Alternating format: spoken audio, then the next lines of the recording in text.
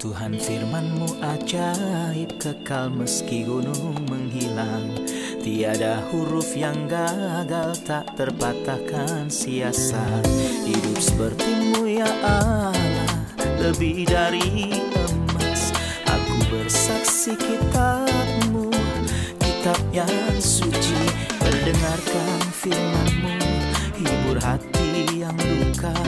Terangilah langkahku kemanapun ku pergi. Biarkanlah firman-Mu berkuasa atasku. Ubahkanku, bebaskanku, ku mau menyenangkan-Mu. Tuhan firman-Mu ajaib, kekal meski gunungnya. Ubah dan bebaskan aku, mau menyenangkan-Mu. Selamat datang para pemirsa terkasih, saya menyambut Anda semua dimanapun Anda berada. Dalam episode terbaru acara studi Alkitab Harian, Semua Kitab Suci. Seperti yang telah kami sebutkan sebelumnya, dalam acara ini kami menyajikan studi untuk semua kitab dalam Alkitab. Dari kitab Kejadian sampai Wahyu lebih dari 5 tahun. Kami menyajikan pembelajaran lengkap melalui 1323 episode, setiap hari dari hari Senin sampai hari Jumat. Tapi kami telah menyiapkan 10 episode yang pertama untuk membahas mengenai pengilhaman Alkitab dan tentang keunikan dari Alkitab dan keagungan Alkitab. Hari ini kita akan membahas mengenai keajaiban berbagai angka di dalam Alkitab. Kita akan menyelam bersama ke dalam sungai Alkitab. Kita akan menyelam bersama ke dalam air Alkitab yang sangat dalam dan sangat kaya. Kita akan menemukan keagungan dari Alkitab dari sudut pandang ini. untuk semua angka yang disebutkan Alkitab tentang arti dan juga nilainya. Ada struktur angka-angka yang memiliki arti dalam Alkitab. Dan ini membuktikan bahwa firman Tuhan itu adalah murni. Saya akan menyambut tamu saya, seorang hamba Tuhan, Saudara Yosef Riyad. Selamat datang, Saudara Yosef. Selamat datang, Saudara Ayat. Saya juga menyambut hadirin yang sudah bergabung. Selamat datang. Saudara Yosef, selalu setiap kali seorang membaca Alkitab, dia menemukan, misalnya nama, dan mempertanyakan, apa gunanya menyebut nama-nama tersebut, banyak nama dan daftar nama? Apakah ada pengajaran di balik nama-nama tersebut dan juga angka-angka dalam Alkitab? Apa manfaatnya dan adakah pengajaran di balik angka-angka tersebut? Alkitab telah mengatakannya bahwa segala tulisan yang diilhamkan oleh Allah memang bermanfaat untuk mengajar. Dan begitu juga dengan nama-nama. Tanda berhenti dan jeda juga bermanfaat untuk mengajar. Benar. Hari ini kita berbicara tentang angka. Apakah angka-angka dalam Alkitab ini dimaksudkan untuk mengajari kita tentang banyak hal? Nilai dari angka-angka ini dan keajaiban numerik di dalam Alkitab. Berikan kami gambaran umum mengenai topik ini sebelum lebih jauh. Maksud saya, para pemirsa mungkin tidak memahami kata nilai numeriknya. Jadi, pertama-tama saya ingin menyampaikan bahwa angka yang kita kenal merupakan angka Arab atau angka India. Katanya orang India yang menemukannya, kemudian orang Arab menyebarkan ke seluruh dunia. Angka-angka ini belum ada sampai abad ke-10 Masehi. Jadi bagaimana mereka mengungkapkan angka menggunakan huruf? Jadi setiap huruf, misalnya A, B, C, D, dan seterusnya mewakili angka. Jadi A mewakili 1, B mewakili 2, C mewakili 3, dan seterusnya. Jadi semua huruf memiliki sebuah nilai numerik. Dan memiliki nilai yang berhubungan dengan topik tersebut. Jadi kita bisa katakan A, B, C, D, sampai M, selanjutnya puluhan, misalnya 10, 20, 30, sampai 100, kemudian 100, 200, 300. Jadi setiap huruf memiliki nilai numerik. Ya. Saya tidak tahu apakah Anda bermaksud mengatakan ab berarti ayah dalam bahasa Ibrani. Atau maksud Anda 1 ditambah 2 sama dengan 3. Jadi setiap nama memiliki nilainya. Setiap huruf memiliki nilainya. Inilah yang dimaksud dengan nilai numerik. Kata-kata dalam Alkitab. Ya. Faktanya, Allah adalah pencipta yang kreatif dan arsitek yang agung. Ciri khasnya tampak jelas dalam karya penciptaan. Artinya, angka memiliki arti penting dalam penciptaan. Menariknya, arti-arti penting dalam ciptaan ini disebutkan dalam Alkitab. Baik. Allah mempunyai 2 kitab, kitab agung Baik. berupa alam ciptaannya, dan kitab agung berupa Alkitab. Ya, jadi untuk memastikan para pemirsa mengerti apa yang kami jelaskan, dalam episode ini kita akan melihat beberapa hal yang berhubungan dengan angka. Jadi, di layar kita akan melihat arti dari beberapa angka, dari angka 1 sampai 13. Beberapa angka 7 di dalam Alkitab, dan keajaiban linguistik dan numerik dari Mazmur 9, 10, dan 119. Kita akan membahas mengenai nilai numerik yang Anda tunjukkan dan keajaibannya dalam Alkitab. Dan kita akhiri dengan kode dalam Alkitab. Anda mengatakan bahwa angka memiliki arti di dalam Alkitab. Jadi kami mengambil beberapa angka sebagai contoh. Sekarang mari kita mulai dengan angka 1.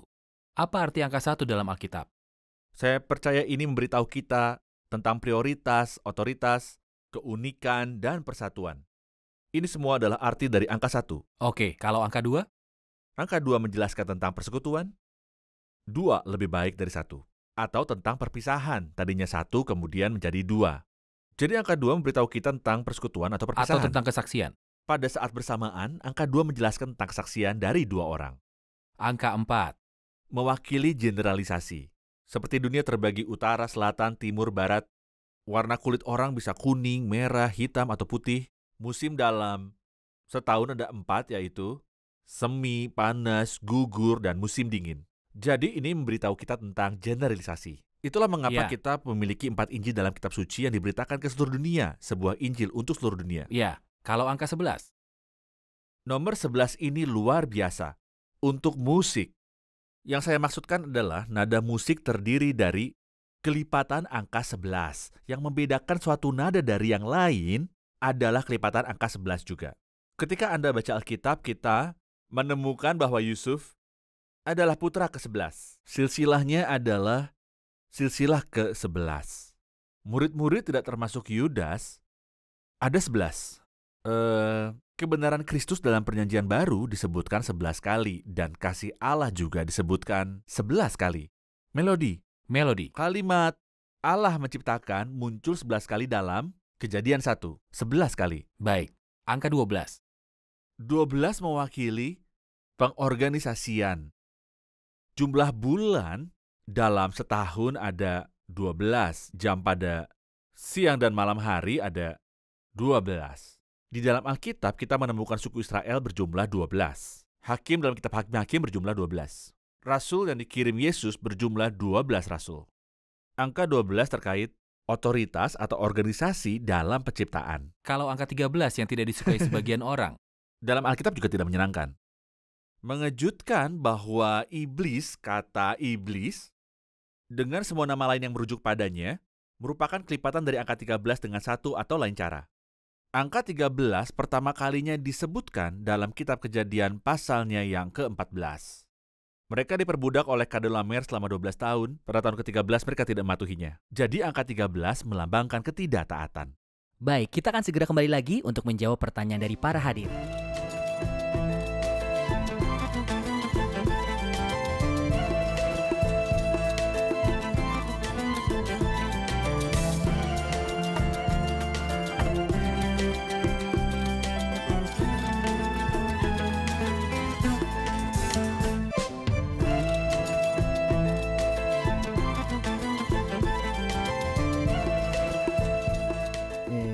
Kita telah menyebutkan arti dari banyak angka. Tapi bagaimana dengan angka 7? Saya pikir ini adalah angka yang penting. Apa artinya? Baiklah, angka 7 itu memang terkenal dan juga dikenal. Jelaskan tentang itu. Dimulai dengan angka 7. 6 hari di mana Tuhan menciptakan bumi dan langit dan beristirahat. Pada hari ke-7 dan demikian angka 7 adalah angka kesempurnaan. Saat kita mencapai angka 8, ada awal yang baru. Karena 7 sudah selesai. Alkitab dipenuhi dengan angka 7. 7 hari penciptaan, 7 hari raya orang Israel, perumpamaan kerajaan surga berjumlah 7, 7 surat untuk 7 gereja, Paulus mengirim 7 surat ke 7 gereja. Angka 7 disebutkan lebih dari 50 kali. Hanya dalam kitab Wahyu, ada 7 materai, 7 sangkakala, 7 cawan, 7 guru, 7 tanduk, dan 7 mata. Jadi, 7 lambang kesempurnaan. Banyak angka 7. Alkitab adalah kitab yang memiliki banyak angka 7. Dalam kitab Habakuk 3 telah kau isi dengan anak panah. Iya. Alkitab adalah kitab yang dipenuhi dengan angka 7. Iya. Jika kita melihat apa yang disebut keajaiban numerik dalam Alkitab, kita akan melihat nilai numerik, yaitu keajaiban numerik dan juga konstruksi linguistik dari kitab-kitab dalam Alkitab. Sebagai contoh, dalam kitab Mazmur, dalam struktur penulisannya, dalam bentuk puitis dan susunan angka-angka yang memiliki hal-hal yang ajaib. Baik. Tolong berikan contoh tentang salah satu Mazmur yang bisa dikupas. Misalnya dalam kitab Mazmur ada rangkaian 9 Mazmur yang dimulai dengan Mazmur 9, 10, 25, 34, dan 37.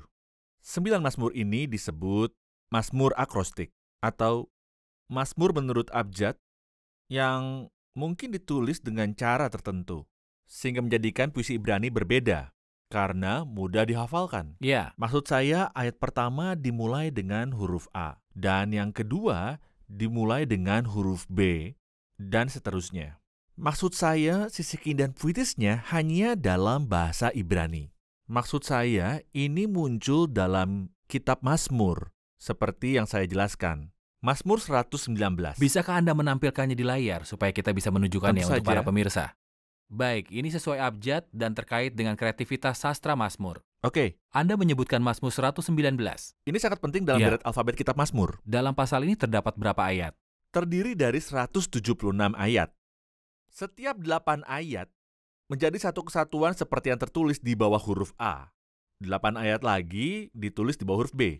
Kemudian 8 ayat berikutnya lagi. Ayat pertama, pasal 2 dimulai. Huruf kedua, alfabet Arab. Dikatakan dengan apakah seorang muda mempertahankan kelakuannya bersih. Ini adalah ayat pertama. Berikutnya juga menggunakan huruf kedua alfabet Arab. Dalam bahasa Ibrani, 8 ayat kedua dimulai dengan bet. Ya, Ketika memasuki pasal berikutnya, dimulai dengan huruf ketiga alfabet dan Ibrani. seterusnya, angka 8 adalah angka pembaharuan. Bumi di bawah pemerintahan Kristus yang disebut Alkitab sebagai bumi baru atau pembaharuan atau waktunya memulihkan segala sesuatu. Saat kita sampai di sini yaitu angka 8, semua kata-katanya manusia adalah 22 huruf yang mewakili seluruh alfabet. Itulah firman Tuhan. Maksud saya, mereka sedang mengutip firman Tuhan dari kitab Mazmur pasal 119 pada 176 ayat yang ada di dalamnya. Di setiap ayat di dalamnya, ada kata Allah disebutkan. Bukan kebetulan bahwa nama Yahweh diulang sebanyak 22 kali dalam Mazmur Tepat. ini. Ada 22 kali kata memegang, seperti 22 alfabet dalam Ibrani. Bukankah ini sangat menakjubkan? Aku melihat batas-batas kesempurnaan. Tepat sekali. Adakah urutan abjad yang memiliki nubuatan? Kita telah belajar bahwa ada urutan abjad dalam Mazmur 119. 22 huruf tersebut adalah judul dari setiap bagian yang masing-masing dimulai dengan sebuah huruf. Huruf ini diulangi per 8 ayat dalam setiap bagian. Apa urutan alfabet yang memiliki perspektif nubuatan? Perspektif sebelumnya juga dianggap sebagai nubuatan karena terlihat pada hari Tuhan yang bahagia. Tapi sebelum hari Tuhan, si pembinasa keji itu akan muncul. Anda akan terkejut ketika kita sampai di Mazmur 9 dan 10. Kita akan menemukan Mazmur 10 tanpa judul.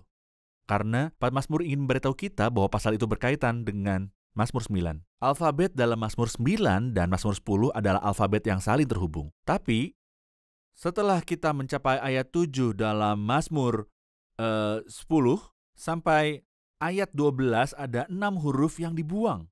Ya, Mengapa? Karena angka 6 mewakili manusia yang diciptakan pada hari ke-6. Dan ayat terakhir dalam Mazmur 10, supaya tak ada lagi seorang manusia di bumi yang berani menakut-nakuti. Pada bagian ini kita diberitahu tentang datangnya masa sulit. Ketika si pembinasa keji duduk di atas tata Allah di bait Allah dan berkata, "Akulah Allah." Urutan Mazmur 9 luar biasa. Pasal ini memberitahu kita mengenai berbagai kerusuhan dan penderitaan. Semuanya mengikuti akrostik atau urutan abjad. Sampai Mazmur pasal yang ke-10, ke-6 huruf ini tidak ada. Pemazmur ingin memberitahu kita bahwa angka 6 itu penting. Manusia yang akan datang ini dipanggil 666. Inilah si pembinasa keji yang akan melawan Kristus. Sampai sejauh ini kita dapat melihat kreativitas linguistik dari Alkitab. Mungkin kita tak dapat melihat struktur ini dalam bahasa Arab karena sudah diterjemahkan. Tapi siapapun yang membaca Alkitab Ibrani akan melihat keindahannya. Ketika kita belajar Alkitab, kita belajar bahwa itu dimaksudkan untuk menghilangkan 6 huruf ini. Untuk beritahu kita bahwa umat manusia dengan kejahatannya akan berada pada hari sebelum hari itu. Saat Tuhan akan memerintah, bertahta dan membawa kembali kedamaian dan sukacita bagi semua ciptaannya. kita berdiri di hadapan kitabnya Allah. Amin. Ya, Benar. Anda telah menyebutkan bahwa dalam Mazmur 119 terdiri dari 22 bagian yang masing-masing diberi judul huruf alfabet Ibrani. Anda sebelumnya mengatakan bahwa ada yang disebut nilai numerik karena belum pernah ada angka sebelumnya. Ya. Angka telah ditemukan pada zaman ini. Ya. Tapi setiap huruf memiliki nilai numeriknya sendiri. Ya. Dalam Alkitab ada nilai numerik baik untuk huruf dan kata. Benar. Terkait yang Anda jelaskan sebelumnya, misalnya Ya. angka binatang 666 dalam Benar. kitab Wahyu. Benar. Mari kita lihat layarnya bersama-sama. Lihat bagian Alkitab ini yaitu dalam Yoel 1. Ini menjelaskan kepada kita sejauh mana nilai numerik huruf-huruf di dalam Alkitab, yang tentunya juga sangat selaras dengan sejarah. Bisakah Anda mengomentari bagian ini di Yoel 1? Silakan. Ya, dia memberitahu tentang tulah, yaitu tulah belalang yang melanda berbagai bangsa. Tahukah Anda pada masa lalu kapanpun belalang muncul, mereka menghancurkan segalanya. Mereka memakan tumbuhan apa saja. Di sini belalang menyerang, tetapi mereka memiliki 4 tahap pertumbuhan. Jadi, dikatakan yang pertama adalah belalang pengerip, lalu belalang pindahan, diikuti belalang pelompat, dan belalang pelahap. Ini adalah 4 tahap yang 4 disebutkan dalam Yoel 1 ayat 4. tahap yang ada di Yoel 1 ayat 4. Ya. Iya. Apa arti belalang pengerip di dalam bahasa Ibrani? Gazem. Belalang pindahan adalah arbah. Belalang pelompat, yalak. Belalang pelahap, seperti yang ada di depan kita adalah hasil. Jadi, coba gantikan setiap huruf dengan nilai numeriknya. Huruf G sama dengan 3, Z 7, huruf M 40, totalnya 50. Nilai yang kita bicarakan berhubungan dengan huruf Ibrani. Abgad Haus. Artinya 1, 2, 3, 4. Urutan dari Benar huruf-hurufnya. sekali. 1, 2, 3, 4 hingga Ya. 10, 20, 30, 40 hingga 20, 100, 30 kemudian tepatnya. 200 dan seterusnya. Hingga 400, Ya. benar. Tahap kedua adalah belalang pindahan, yang artinya dalam bahasa Ibrani arbah. Nilainya 1 tambah 200 tambah 2 tambah 5, jika Anda mengganti setiap huruf dengan nilai numeriknya, maka kita mendapatkan 208. Kemudian tahap ketiga sama dengan 140, tahap keempat 108. Apa maksudnya? Ia ingin beritahu kita bahwa ada 4 malapetaka parah yang menimpa negeri ini. Masa 50 tahun ini adalah tahun-tahun Babilonia. Mengapa Babilonia? Karena Babel menyerang Yerusalem. Ada 3 serangan yang menghancurkan Bait Allah. Itu terjadi pada tahun 588 sebelum Masehi. Sampai rekonstruksi, jatuhnya Babilonia pada tahun 538 sebelum Masehi. Periode 50 tahun ini sama dengan nilai numerik Gazem. Tahap pertama dari 4 tahap belalang. Ya. Tahap yang kedua sama dengan 208. Ini mengenai kerajaan Persia. Tahun 538, kerajaan Persia mengalahkan Babilonia. Kemudian kerajaan Persia dikalahkan Alexander Agung pada tahun 330 sebelum Masehi. Jika 538 dikurangi 330 sama dengan 208. Kebetulan bukan? Tidak sama sekali. Bagaimana mungkin ini sebuah kebetulan? Keakuratan Alkitab. Tuhan sendirilah yang menulis. Tahap ketiga, Yalak. Nilai numeriknya adalah 140. Apa maksudnya? Kerajaan Yunani kerajaan ketiga dari tahun 330 merujuk pada masa ketika Alexander Agung mengalahkan kerajaan Persia sampai dikalahkan oleh Antiochus Epiphanes pada tahun 190 sebelum Masehi. Ini masuk dari angka 140. Luar biasa bukan? Tahap yang terakhir adalah kerajaan Romawi. Dari 38 sebelum Masehi, ketika Raja Herodes berkuasa, sampai Yerusalem dihancurkan dan rakyatnya terpencar-pencar pada tahun 70 Masehi, nilai numeriknya 108. Ini adalah kitabnya Allah, kitab dari semua kitab, sang kitab Alkitab. Struktur dari Benar. Alkitab. Benar. Aku melihat batas kesempurnaan, Benar. tetapi perintahmu sungguh sangatlah luas. Sangat luas. Luas. Kita Benar. akan kembali lagi untuk menjawab pertanyaan dari para hadirin.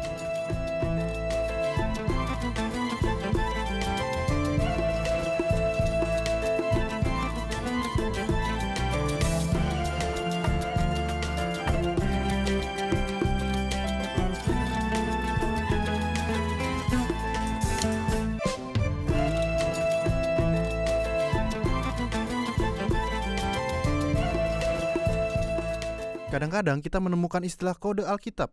Apa artinya ini? Kode dari Alkitab? Saudara Yosef, ada sebuah istilah yang sering digunakan sekarang, kode Alkitab. Apa itu? Apa itu kode Alkitab? Inilah yang dimaksud dengan kode Alkitab. Muncul dan nampak dengan jelas pada tahun 90-an dalam abad terakhir. Sebenarnya 50 tahun sebelumnya seseorang menemukan sesuatu yang aneh. Jika Anda menulis kitab Kejadian dengan huruf-hurufnya, lalu Anda mengambil huruf pertamanya kemudian membuang 50 huruf dan mengambil 50 huruf pertama berikutnya, kemudian buang 50 huruf berikutnya, dan seterusnya, Anda akan mendapatkan kata Taurat. Ya, Jadi, tentu saja ini menarik perhatiannya. Lalu dia melakukan hal yang sama dengan kitab Keluaran. Sekali lagi kata Taurat muncul. Dia lakukan hal yang sama dengan kitab Imamat. Dia mengulanginya kembali. Dia pikir usaha itu diperlukan. tentu saja itu butuh usaha. Lalu kemudian komputer diciptakan sehingga lebih mudah. Jadi banyak orang melakukannya seperti sebuah permainan. Alih-alih membuang 50 huruf, mereka membuang 100 huruf misalnya, atau 200, dan seterusnya. Muncullah berbagai kata. Cara ini munculkan berbagai kata yang bermakna. Seseorang menemukan sebuah frase, operasi badai gurun, muncul di dalam Alkitab. Baru-baru ini, Mereka operasi yang tahu badai mengenai gurun, operasi badai gurun, perang Teluk sebuah Satu. perang yang memulai proses berakhirnya kekuasaan dari seorang Saddam Hussein. Hal ini menarik perhatiannya. Dia mulai mempelajari kode ini. Tapi karena dia adalah seorang pria sekuler yang tidak terlalu memperhatikan masalah agama, dia tak terlalu yakin. Tapi ketika orang memberitahunya bahwa kata operasi badai gurun ada dalam Alkitab, karena dia orang Yahudi, dia tahu bahasa Ibrani. Dia mulai mengatur huruf-huruf itu. Dia memulai dengan badai gurun dan Saddam Hussein. Pembahasan yang tak menentu ini kemudian memunculkan dia begitu heran dan terkejut. Dia mulai menggali lebih dalam hingga dia menemukan bahwa Rabin, Presiden Israel, Yitzhak Rabin. Yitzhak Rabin, akan dibunuh. Hal yang ditemukannya sebelum terjadinya pembunuhan. Sehingga dia memutuskan untuk pergi ke Israel untuk memperingatkan Yitzhak Rabin tentang pembunuhan yang akan terjadi. Karena dia melihat nama Rabin dan kata pembunuhan keluar dari bagian tersebut. Dan ini temukannya dalam bahasa Ibrani. Jadi, setelah setahun berlalu tentu saja Rabin tidak mempercayainya. Namun yang terjadi adalah setelah setahun Yitzhak Rabin memang terbunuh. Jadi pria itu yakin dan percaya bahwa ini bukanlah mitos ataupun sihir. Sehingga dia terus mencari tahu dan menemukan hal-hal yang baru. Dia menemukan mengenai pembunuhan El-Sadat. Dia menemukan mengenai Einstein dan penampilannya. Dia menemukan banyak hal melalui apa yang disebut kode Alkitab. Sebenarnya saya mendengar mengenai hal ini sebelumnya ketika sedang berkunjung di Amerika Serikat. Seseorang menyarankan saya untuk membelinya. Saya tidak mendengarkannya. Saya langsung naik pesawat dan menemukan 2 atau 3 orang memegang buku ini. Kemanapun saya berpergian dengan pesawat, saya menemukan seseorang membaca buku ini. Ketika saya turun dari pesawat, saya mengatakan kepadanya bahwa saya benar-benar perlu mendapatkan buku ini, buku yang berjudul Kode Alkitab. Saya menemukan hal yang sangat menakjubkan, tapi karena saya tidak mahir berbahasa Ibrani, itulah mengapa saya mengutip pernyataan dari si penulis bahwa Alkitab memuat banyak kejadian yang sudah terjadi pada abad ke-20 hingga sekarang, yang mungkin juga akan terjadi pada masa depan. Karena tentu Alkitab tahu mengenai masa yang akan datang. Ya, tentu saja kita harus berhenti membahas kode Alkitab ini. Ya. Siapapun yang ingin mempelajari Ya, ini mempelajarinya. bisa membuka internet dan mencari tahu. Dan Dia membaca akan apa melihat yang keajaiban. tertulis. Benar. Mari kita kembali ke nilai numeriknya. Dari huruf-huruf dan kata-kata. Anda Ya. telah menyebutkan dalam kitab Wahyu, nama si binatang 666. Ya. Sudah jelas bahwa kelipatan angka 6 selalu dikaitkan dengan kejahatan. Benar. Bisakah Anda memberitahu saya nilai numerik dari nama Yesus?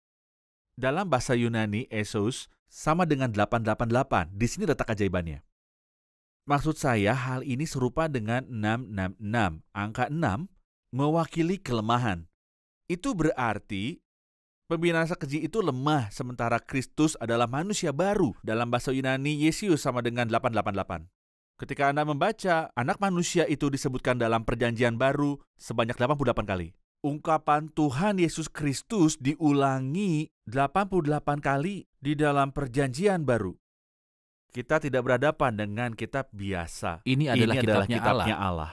Benar, jadi kita semua harus tunduk di Benar. hadapan kitab ini. Benar. Saya tidak tahu bagaimana mereka yang sampai sekarang mengatakan kalau Alkitab memuat perkataan Tuhan dan manusia, sehingga mungkin salah, termasuk berisi mitos. Apa yang bisa kita katakan tentang keagungan Alkitab yang sudah Ya, kita lihat sekarang? Benar. Alkitab memuat banyak hal yang belum Tentu kita saja, lihat. Kita tentu. juga tidak bisa melihat Persis, yang dimuat aku oleh melihat Alkitab. batas kesempurnaan, tapi perintahmu luas sekali. Terima kasih Saudara Tuhan Yosef. memberkati. Mari kita rangkum apa yang telah kita bahas kali ini. Amin. Manfaat apa yang Anda peroleh hari ini? Sebenarnya saya sangat terkesan dengan arti dari angka-angka yang disebutkan di dalam Alkitab. Allah seringkali menyatakan sesuatu melalui angka atau hal-hal yang lainnya, dan berbagai makna khusus. Betapa hebatnya Alkitab ini, seperti dikatakan seorang hamba Tuhan, ini bukan sekedar susunan kalimat-kalimat saja. Benar. Saya juga sangat menyukai susunan Mazmur 119 yang terdiri dari 176 ayat yang dikelompokkan menjadi 22 bagian berdasarkan huruf Ibrani. Pada setiap bagian-bagiannya dimulai dengan huruf alfabet. Jadi setiap ayat di bagian A misalnya dimulai dengan huruf A. Bagian berikut, bagian B, setiap ayatnya dimulai dengan huruf B. Aku melihat batas-batas kesempurnaan. Benar. Alkitab dengan semua isinya termasuk nama, angka, membawa dampak yang jelas bahwa itu adalah kitabnya Allah. Melalui Alkitab, kita terima pengajaran. Benar. Terima kasih, Tuhan memberkati. Terima kasih, Saudara Yosef. Tuhan berkati. Para pemirsa terkasih, di hadapan keagungan Alkitab, saya ulangi dan nyatakan dan akan terus mengulangi dan menyatakan bahwa segala tulisan yang diilhamkan oleh Allah bermanfaat untuk mengajar. Semua isi Alkitab, baik kata ataupun huruf ataupun angka dan semua nama yang ada di dalam Alkitab, termasuk semua penggunaan tanda baca di dalamnya, segala tulisan yang diilhamkan oleh Allah bermanfaat untuk mengajar. Ketika Anda mengecualikan bagian dari Alkitab, Anda telah menghalangi diri Anda sendiri untuk diajari. Anda telah menghalangi diri sendiri untuk menikmati manfaatnya karena Alkitab bermanfaat untuk mengajar. Kitab ini dengan segala isinya, baik nama maupun angka, arti, dan hurufnya, ini adalah kitabnya Allah dan ini adalah nafasnya Allah. Ada bagian yang mungkin Anda pahami dan ada juga bagian yang sulit dipahami, bukan karena berada di luar kapasitas mental manusia, tapi karena isinya melampaui pikiran yang berada di luar pikiran manusia. Tanyakanlah kepada Allah melalui Roh Kudus-Nya untuk mengungkapkan keajaiban dan kedalaman dari kitab yang agung ini. Jika Anda bisa memahaminya, bersyukurlah. Jika tidak, berdoalah supaya Allah menjelaskan apa yang tidak Anda mengerti. Jangan memposisikan diri sebagai hakim bagi kitabnya Allah. Anda tidak bisa mengambil yang hanya Anda suka dan mengabaikan hal-hal yang tidak sesuai dengan keinginan Anda. Para pemirsa terkasih, sampai jumpa dalam episode berikutnya. Tuhan menyertai.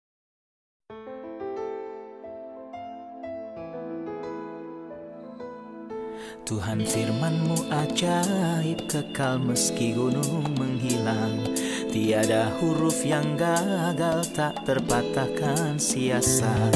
Hidup seperti-Mu ya Allah, lebih dari emas.